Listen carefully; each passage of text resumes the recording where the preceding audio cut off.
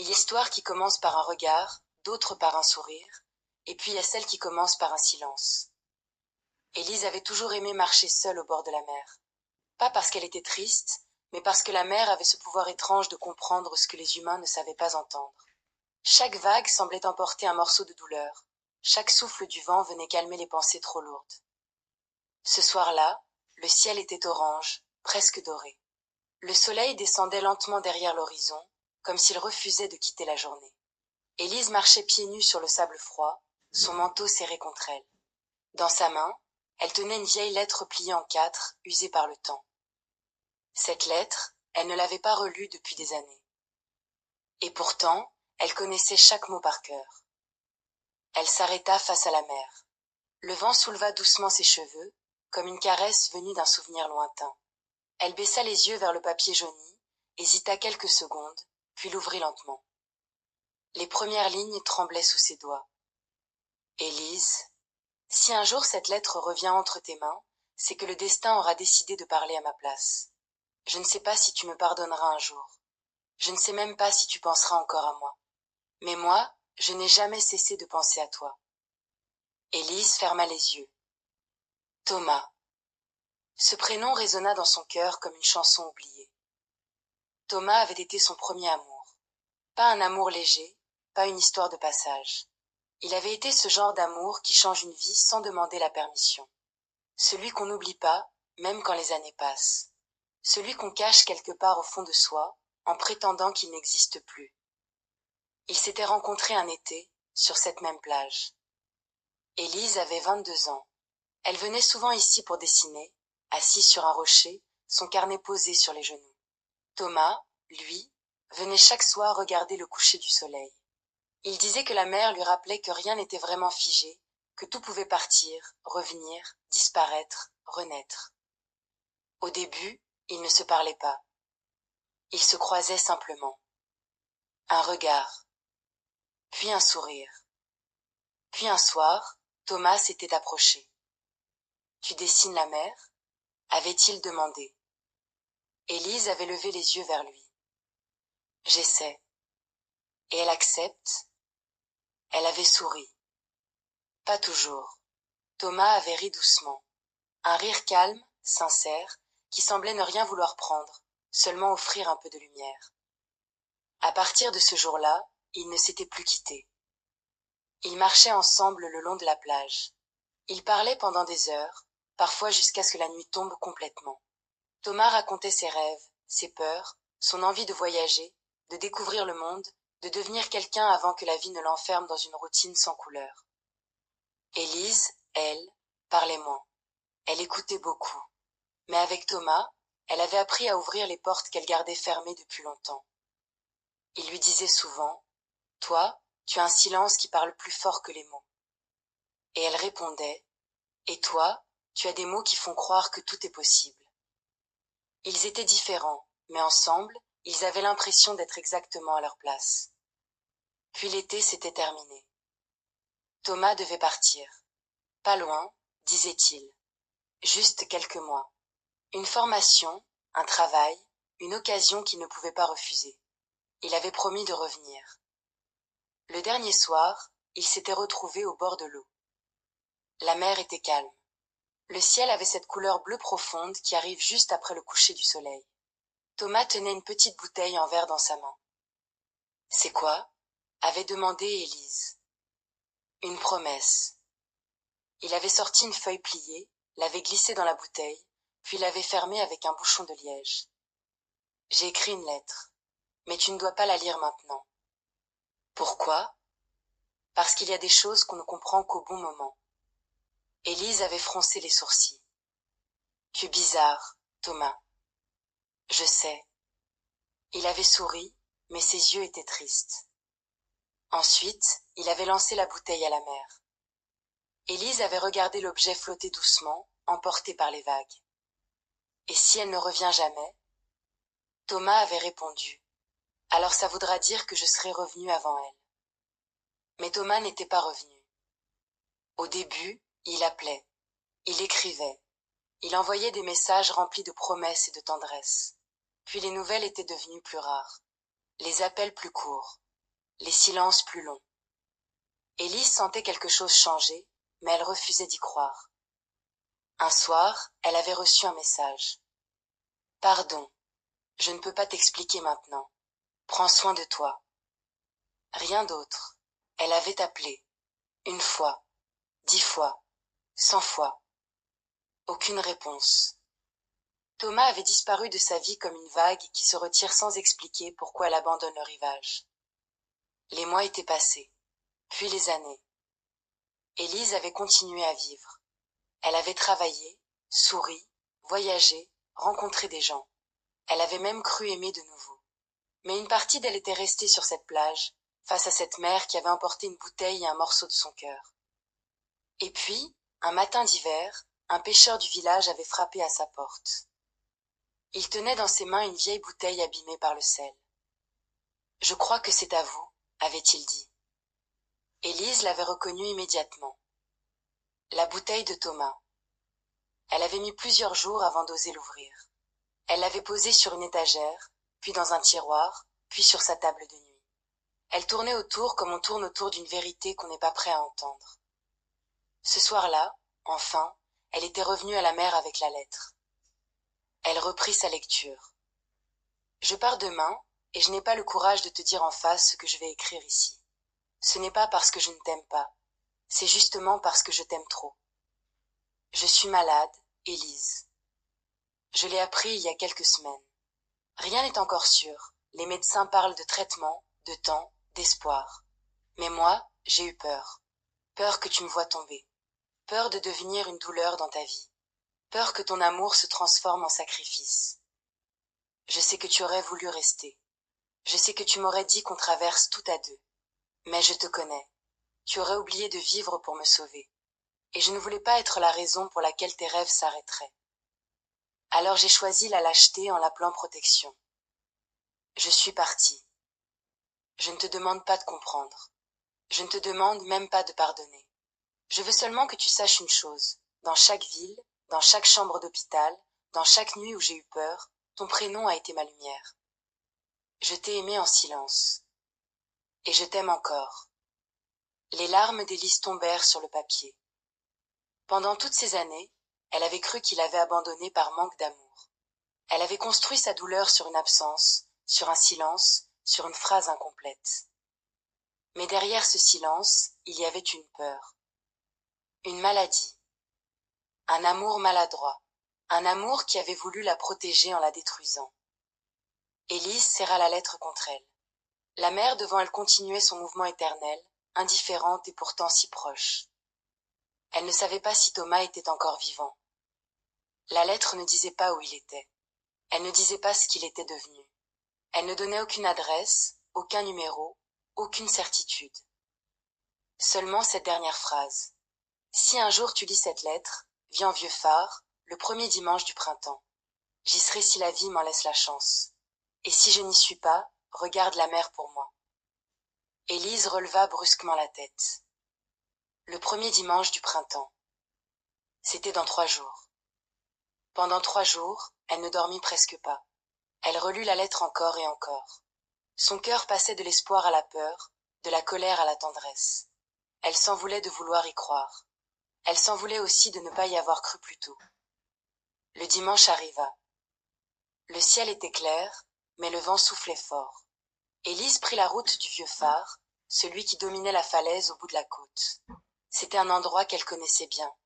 Avec Thomas, ils y étaient venus une fois, des années plus tôt. Il lui avait dit « Si un jour je me perds, cherche-moi ici. » Elle avait ri à l'époque. Aujourd'hui, cette phrase lui faisait mal. Elle arriva en haut du sentier. Le phare se dressait devant elle, blanc, usé, magnifique. La mer frappait les rochers en contrebas avec une force presque violente. Il n'y avait personne. Élise resta immobile. Elle regarda autour d'elle. Le banc près du phare était vide. Le chemin était désert. Seuls les oiseaux traversaient le ciel en criant. Son cœur se serra. Elle avait été stupide. Stupide d'espérer après tant d'années. Elle s'approcha du bord de la falaise. Les larmes lui montèrent aux yeux, mais elle ne voulait plus les retenir. Elle avait attendu Thomas toute sa jeunesse. Elle avait attendu une explication, une vérité, un retour. Et maintenant, même l'espoir semblait arriver trop tard. Elle sortit la lettre de sa poche. « Tu n'avais pas le droit, murmura-t-elle. Tu n'avais pas le droit de choisir pour moi. » Le vent emporta ces mots. Puis une voix derrière, elle répondit doucement. « Je sais. » Élise se figea. Elle n'osa pas se retourner tout de suite. Son cœur battait si fort qu'elle avait l'impression qu'il allait se briser. La voix reprit. Je me le suis répété pendant des années. Lentement, Élise se retourna. Thomas était là. Il avait changé. Son visage était plus marqué, ses traits plus fatigués. Ses cheveux avaient quelques fils gris. Il était plus mince aussi, mais ses yeux étaient les mêmes. Ses yeux qu'elle avait aimés avant même de savoir qu'elle les aimait. Élise porta une main à sa bouche. Thomas. Il sourit tristement. Bonjour, Élise. Aucun d'eux ne bougea pendant plusieurs secondes. Il y avait entre eux trop d'années, trop de silence, trop de douleur. Puis Élise s'approcha et le gifla. Pas fort, pas vraiment par violence, plutôt parce que ses mains avaient besoin de dire ce que son cœur ne savait pas formuler. Thomas baissa les yeux. Je l'ai mérité. Tu as mérité pire que ça, répondit-elle, la voix tremblante. Je sais. Tu m'as laissé sans rien, sans réponse, sans explication. Tu m'as laissé croire que je n'avais pas compté. Thomas ferma les yeux. Tu as compté plus que tout. Alors pourquoi tu m'as abandonné? Il inspira profondément. Parce que j'ai eu peur, parce que j'étais jeune, parce que je croyais faire quelque chose de noble alors que je faisais seulement quelque chose de lâche. Élise pleurait maintenant. Tu aurais dû me laisser choisir. Oui. Tu n'avais pas le droit de décider que je serais plus heureuse sans toi. Non. Son calme la désarma. Il ne se défendait pas. Il ne cherchait pas à se justifier. Il acceptait chaque mot comme une vérité qu'il connaissait déjà. Elle regarda son visage. Tu es guéri? Thomas resta silencieux un instant. Je suis vivant. Ce n'était pas exactement une réponse, mais c'était déjà beaucoup. Ils s'assirent sur le banc près du phare. Longtemps, ils ne parlèrent pas. Ils regardèrent la mer, comme avant. Sauf qu'avant, tout semblait possible. Maintenant, tout semblait fragile. Thomas raconta. La maladie, les traitements, les rechutes, les villes où il était parti pour se soigner, les lettres qu'il avait écrites sans jamais les envoyer, les jours où il avait voulu revenir, puis renoncer en pensant qu'Élise avait sûrement refait sa vie. Je t'ai cherché, dit-il, une fois, mais j'ai vu une photo de toi avec quelqu'un. Tu souriais. Alors je me suis dit que je n'avais pas le droit de revenir casser ta paix. Élise secoua la tête. Ce sourire-là ne voulait pas dire que j'étais heureuse. Thomas la regarda avec douleur. Je suis désolée. Tu le dis beaucoup. Parce que je le pense beaucoup. Le vent soufflait autour d'eux. En bas, les vagues se brisaient contre les rochers, puis revenaient encore et encore. Élise demanda « Pourquoi maintenant ?» Thomas sortit une petite enveloppe de sa poche. « Parce que j'ai retrouvé une copie de la lettre. Et je me suis souvenu de la promesse. Je me suis dit que même si tu ne venais pas, moi je devais venir. Au moins une fois. Pour tenir parole, même trop tard. » Élise fixa l'horizon. Trop tard. C'est ça le problème. Thomas baissa la tête. Je sais. On ne récupère pas les années perdues. Non. On ne revient pas simplement dans la vie de quelqu'un avec une lettre et des regrets. Non. Elle tourna les yeux vers lui. Mais parfois, on peut au moins dire la vérité. Thomas la regarda. Ses yeux étaient humides. Alors je vais te la dire. Je t'aime encore, Élise. Pas comme un souvenir. Pas comme une nostalgie. Je t'aime avec tout ce que j'ai cassé en moi. Je t'aime avec mes erreurs, mes peurs, mes années perdues. Et je sais que ça ne suffit pas. Je sais que l'amour ne répare pas tout. Mais je voulais que tu le saches. Élise ne répondit pas.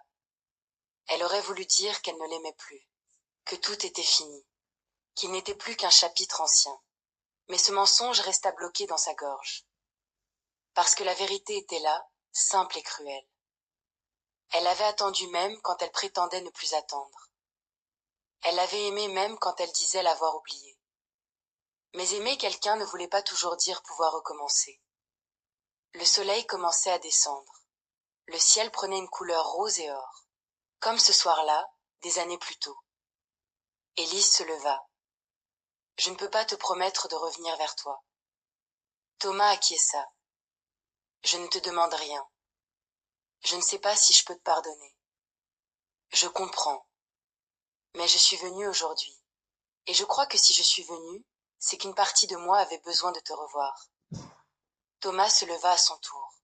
« Cette partie-là, je la remercie. » Élise sourit malgré ses larmes. Un petit sourire, fragile, presque invisible. Mais Thomas le vit. Ils redescendirent ensemble le sentier du phare. Ils ne se tenaient pas la main. Pas encore. Peut-être jamais. Mais ils marchaient côte à côte, et c'était déjà quelque chose. Arrivée près de la plage, Élise s'arrêta. « Tu te souviens de ce que tu m'avais dit ?» demanda-t-elle. « J'ai dit beaucoup de choses stupides. Tu avais dit que si la bouteille ne revenait jamais, ça voudrait dire que tu reviendrais avant elle. » Thomas baissa les yeux. Finalement, elle est revenue avant moi. Oui. Elle regarda la mer. Mais elle est revenue. Thomas suivit son regard. Oui. Élise sortit la lettre de sa poche. Elle la regarda une dernière fois, puis la replia soigneusement. Je vais la garder. Pourquoi? Parce qu'elle m'a fait mal. Mais elle m'a rendu une vérité. Thomas hocha doucement la tête. La nuit commençait à tomber. Les premières étoiles apparaissaient au-dessus de l'eau. Élise fit quelques pas vers la mer, puis se retourna vers lui. Demain, je viendrai marcher ici, à 18 heures. Thomas resta immobile. Tu veux que je vienne? Élise prit une longue inspiration. Je veux voir si tu seras là. Ce n'était pas un pardon. Ce n'était pas une promesse. C'était une porte entr'ouverte. Thomas comprit, et dans ses yeux, il y eut cette lumière qu'Élise croyait avoir perdue pour toujours. Je serai là, dit-il. Elle ne répondit pas. Elle tourna les talons et s'éloigna doucement sur le sable. Derrière elle, Thomas resta face à la mer. Il savait qu'il ne méritait pas une seconde chance. Mais parfois, la vie n'offre pas ce qu'on mérite. Elle offre ce qu'on ose reconstruire avec patience, vérité et humilité. Le lendemain, à 18 heures, Élise revint. Thomas était là. Le jour d'après aussi. Puis encore le suivant. Ils marchèrent souvent en silence. Parfois, Élise posait des questions. Parfois, Thomas répondait. Parfois, elle se mettait en colère. Parfois, il pleurait. Ils n'essayaient pas d'effacer le passé. Ils apprenaient simplement à le regarder s'enfuir. Et petit à petit, quelque chose changea. Ce n'était pas le même amour qu'avant. Avant, leur amour était jeune, brûlant, plein de rêves et d'illusions. Maintenant, il était plus lent, plus prudent, plus vrai peut-être. Un soir, plusieurs semaines plus tard, Élise apporta une bouteille vide. Elle s'assit près de Thomas sur le sable et lui tendit une feuille. « Écris, dit-elle. »« Quoi ?» ?»« Ce que tu aurais dû me dire en face. » Thomas prit le papier. Il écrivit longtemps. Puis il glissa la lettre dans la bouteille. « On la jette à la mer ?» demanda-t-il. Élise secoua la tête. « Non, cette fois, on ne compte plus nos vérités aux vagues. » Elle prit la bouteille et la posa entre eux. « Cette fois, on les garde. Et on se les dit. Thomas la regarda. Tu crois qu'on peut recommencer ?» Élise observa l'horizon. La mer avançait, reculait, revenait toujours. « Non, répondit-elle doucement. On ne recommence jamais vraiment. » Elle tourna enfin les yeux vers lui. « Mais on peut peut-être continuer autrement. » Thomas sourit. Et pour la première fois depuis des années, Élise sentit que son cœur ne regardait plus seulement en arrière. La mer continuait de chanter. Le ciel s'assombrissait doucement. Et sur le sable, entre une vieille lettre, une bouteille vide et deux âmes abîmées par la vie, une histoire ne recommençait pas. Elle renaissait.